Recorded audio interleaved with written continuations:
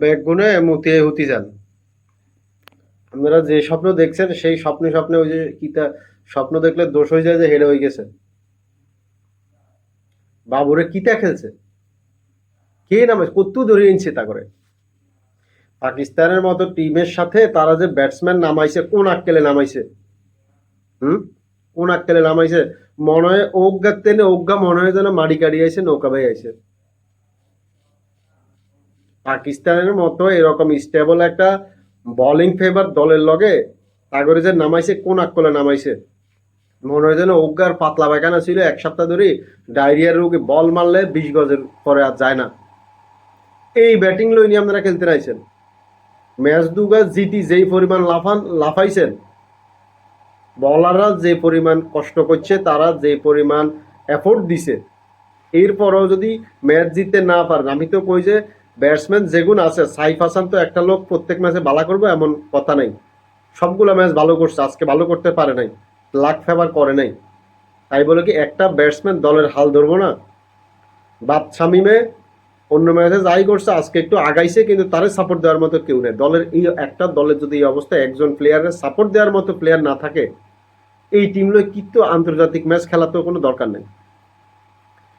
এগুলারে দিই ওই যে দান খেতে নাড়া খেতে যেসব ম্যাচ চলে, ক্যাপ্টেনিস বল দিই, ওইগুলা খেলাইতে নেওয়ানোর দরকার। আর সব ব্যাটসম্যান এই সাইফ হাসান বাদ দিয়া বাকি যেগুলো আছে সবগুলারে তানজিদ সাকিব আর হইলো এই মোস্তাফিজের পা ধোয়া পানি খাবানোর দরকার। মোস্তাফিজের পা ধোয়ানো পানি খাওয়ানো দরকার সবগুলারে।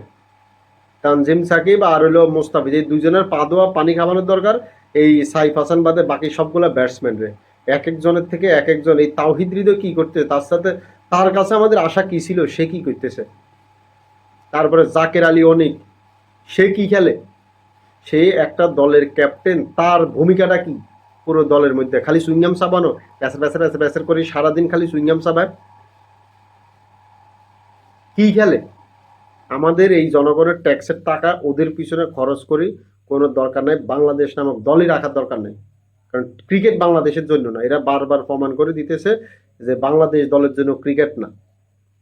বাংলাদেশ হাডুডু খেলবো, ওই হাবিজাবি যেগুলো আছে এগুলো খেলবো, ক্রিকেট বাংলাদেশের খেলা না। সুতরাং এই আউল ফাউল দল বাদ দিয়া নতুন কিছু হইলে দেন, নয়তো সারা বাংলাদেশের মানুষ আপনাদেরকে বয়কট করব। এগুলা কোনো খেলার পর্যায়ে পড়ে না। বলাররা যে পরিমাণ কষ্ট করে, যেই পরিমাণ এফোর্ট দেয়, ব্যাটসম্যানরা আসি পুরো ম্যাচটারে কি করে কাইট করে দেয়। এই খেলা লই আপনারা এত বড় বড় ইভেন্টে যাইতেছেন, সামনে বিশ্বকাপ, ওইখানে যাই কি করবেন? অবশ্য একদিক দিয়ে আমি খুশি হয়েছি বাংলাদেশ হারছে, কারণ নইলে ভারত কি আজকে বাংলাদেশ জিতা মানে ওই কাপিটা ভারতরে আজকেই দিয়ে দেওয়া যাইত। বাংলাদেশ হারছে, ভারত পাকিস্তান ফাইনাল হইব, আমরা একটু এনজয় করবো। পাকিস্তান অবশ্যই ফাইনালে ভালো খেলবো, কারণ ফাইনালে গেলে তাদের খেলা ঘুরি যায়। তো আমি বাংলাদেশের টিম ম্যানেজমেন্টে বলবো এইসব আউল ফাউল এগুলোরে বাদ দেন। এদের বছর বছর খালি বেতন বাড়াইছেন, কাজের কাজ কিচ্ছু হয় নাই। তো বলবো অন্তত পক্ষে কালকের দিনটা, পরশু দিন মোস্তাফিজ আর হলো তানজিম সাকিবের পা ধোয়া পানি দিয়ে ওদেরকে গোসল করান, ওদেরকে পানি পান করান, তাইলে মোটামুটি একটা স্টেবিলিটি ফিরিয়ে এলো। আর সবগুলারে দেশে আসার পরে কুর্মিটোলা হসপিটালে ভর্তি করাইবেন, এদের পুষ্টির অভাব আছে। এরা বল মারলে 30 গজের বেশি যায় না।